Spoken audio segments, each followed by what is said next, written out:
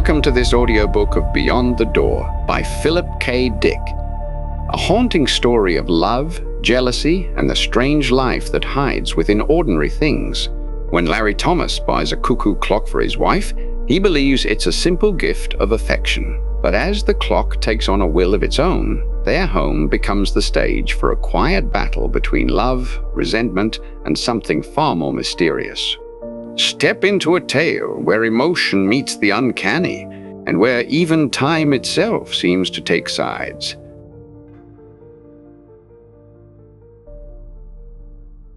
Larry Thomas bought a cuckoo clock for his wife, without knowing the price he would have to pay. That night at the dinner table, he brought it out and set it down beside her plate. Doris stared at it, her hand to her mouth. "My God, what is it?" She looked up at him, bright-eyed. Well, open it." Doris tore the ribbon and paper from the square package with her sharp nails, her bosom rising and falling. Larry stood watching her as she lifted the lid. He lit a cigarette and leaned against the wall. "A cuckoo clock," Doris cried. "A real old cuckoo clock like my mother had." She turned the clock over and over, just like my mother had when Pete was still alive. Her eyes sparkled with tears. "It's made in Germany," Larry said. After a moment he added, "Carl got it for me wholesale. He knows some guy in the clock business, otherwise I wouldn't have." He stopped. Doris made a funny little sound. Otherwise I wouldn't have been able to afford it." He scowled. "What's the matter with you? You've got your clock, haven't you? Isn't that what you want?" Doris sat holding onto the clock, her fingers pressed against the brown wood. "Well," Larry said, "what's the matter?" He watched in amazement as she leaped up and ran from the room, still clutching the clock. He shook his head, never satisfied. They're all that way. Never get enough. He sat down at the table and finished his meal. The cuckoo clock was not very large. It was handmade, however, and there were countless frets on it, little indentations and ornaments scored in the soft wood. Doris sat on the bed, drying her eyes and winding the clock. She set the hands by her wristwatch. Presently, she carefully moved the hands to 2 minutes of 10.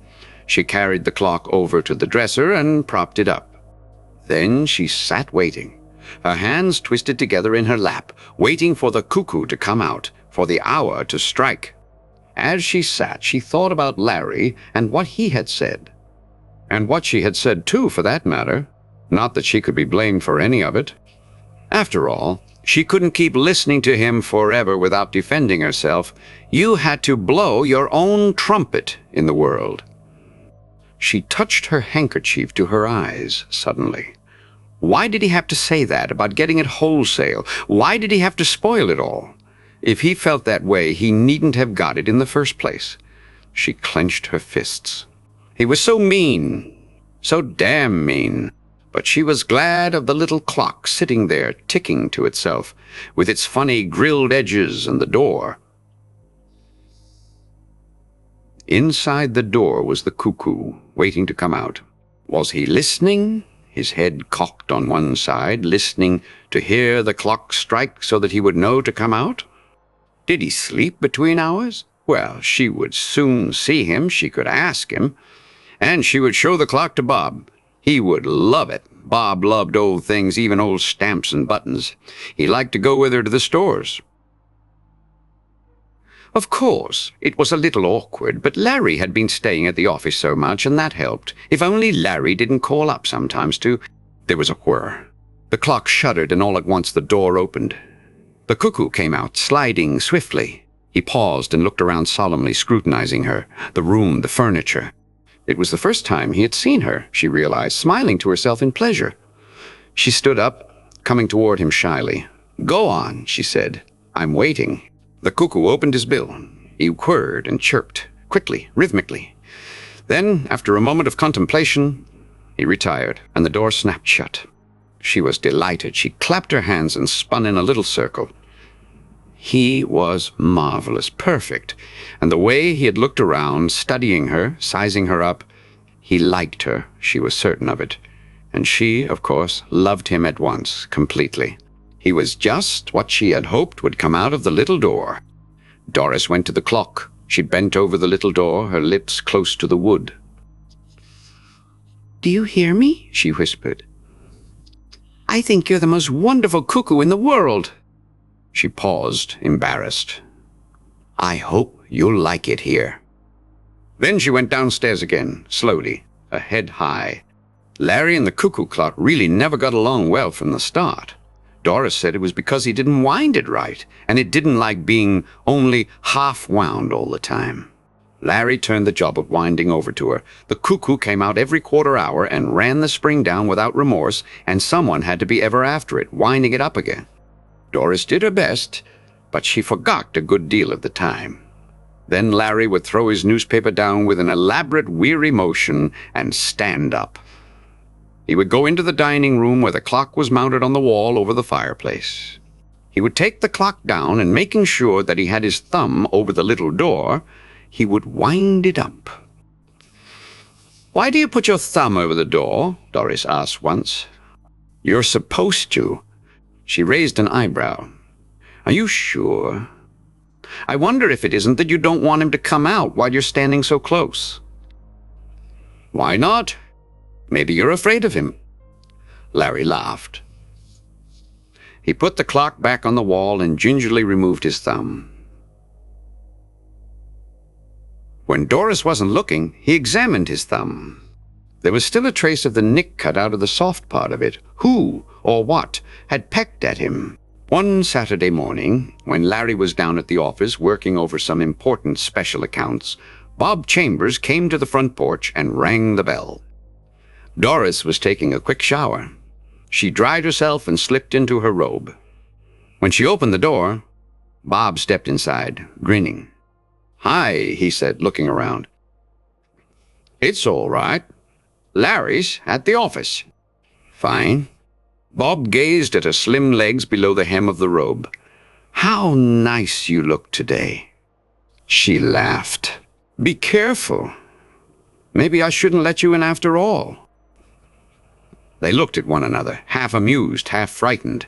Presently Bob said, "If you want, I'll—" "No, for God's sake." She caught hold of his sleeve. "Just get out of the doorway so I can close it. Mrs. Peters across the street, you know." She closed the door. "And I want to show you something," she said. "You haven't seen it." He was interested. "An antique? Or what?" She took his arm, leading him toward the dining room. "You'll love it, Bobby." She stopped, wide-eyed. "I hope you will." You must love it. It means so much to me. He means so much." "He?" Bob frowned. "Who is he?" Doris laughed. "You're jealous. Come on." A moment later, they stood before the clock, looking up at it. "He'll come out in a few minutes. Wait until you see him. I know you two will get along just fine." "What does Larry think of him?" "They don't like each other. Sometimes when Larry's here, he won't come out. Larry gets mad if he doesn't come out on time, he says." "Says what?"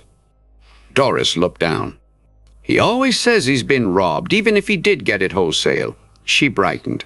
"But I know he won't come out because he doesn't like Larry. When I'm here alone, he comes right out for me, every 15 minutes, even though he really only has to come out on the hour." She gazed up at the clock. "He comes out for me because he wants to. We talk, I tell him things. Of course, I'd like to have him upstairs in my room, but it wouldn't be right." There was the sound of footsteps on the front porch. They looked at each other, horrified. Larry pushed the front door open, grunting. He set his briefcase down and took off his hat. Then he saw Bob for the first time. Chambers. I'll be damned. His eyes narrowed. "What are you doing here?" He came into the dining room. Doris drew her robe about her helplessly, backing away. Bob began. "That is, we."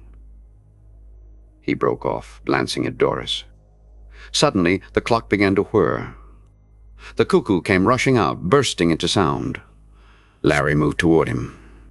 "Shut that din off," he said. He raised his fist toward the clock.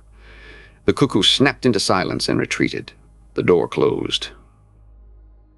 "That's better." Larry studied Doris and Bob standing mutely together. "I came over to look at the clock," Bob said. "Doris told me that it's a rare antique, and that nuts. I bought it myself." Larry walked up to him. "Get out of here."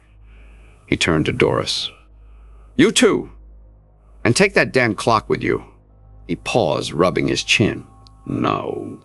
Leave the clock here. It's mine. I bought it and paid for it."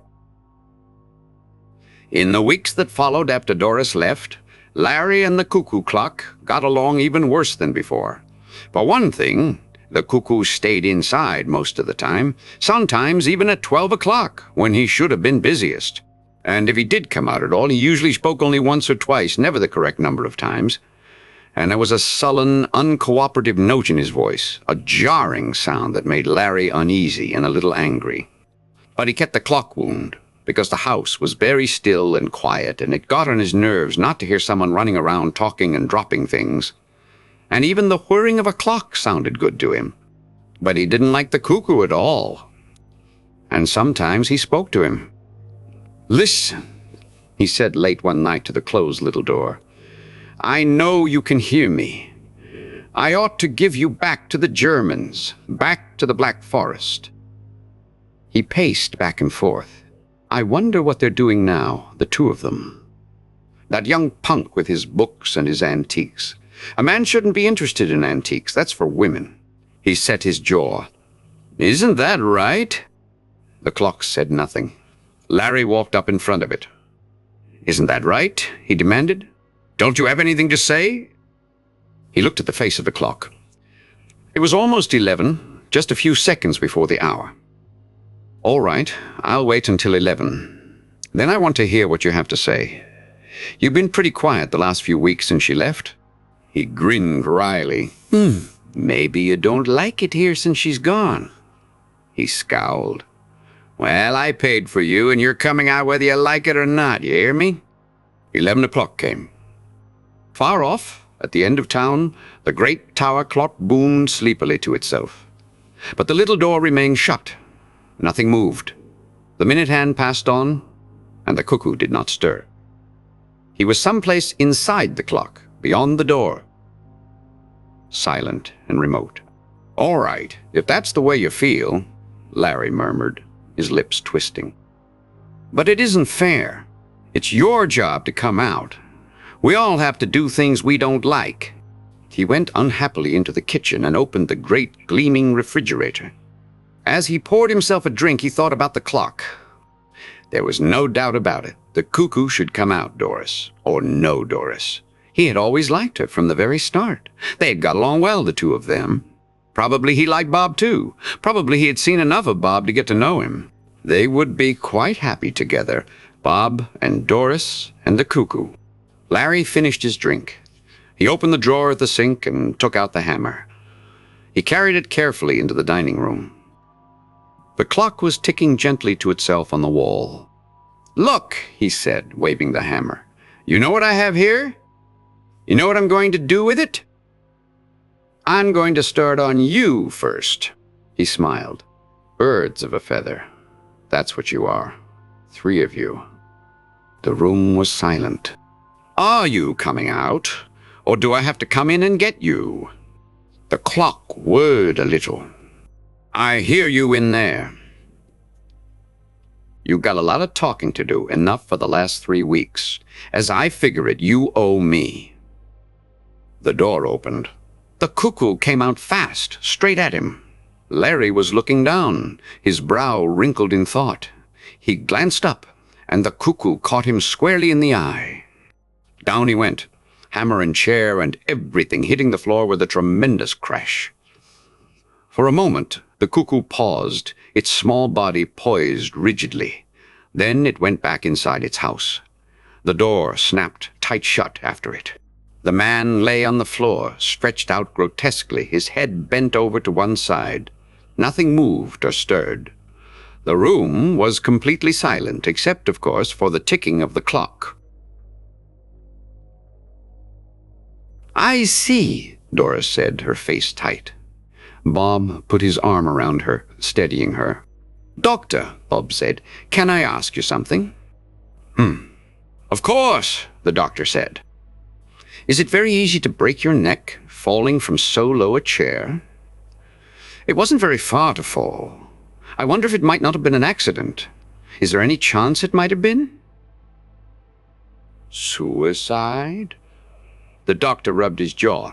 "I never heard of anyone committing suicide that way. It was an accident, I'm positive." "I don't mean suicide," Bob murmured under his breath, looking up at the clock on the wall. "I meant something else."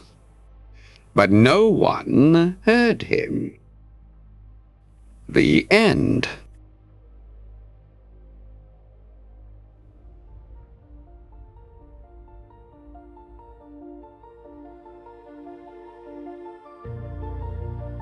Thank you for listening to Beyond the Door by Philip K. Dick.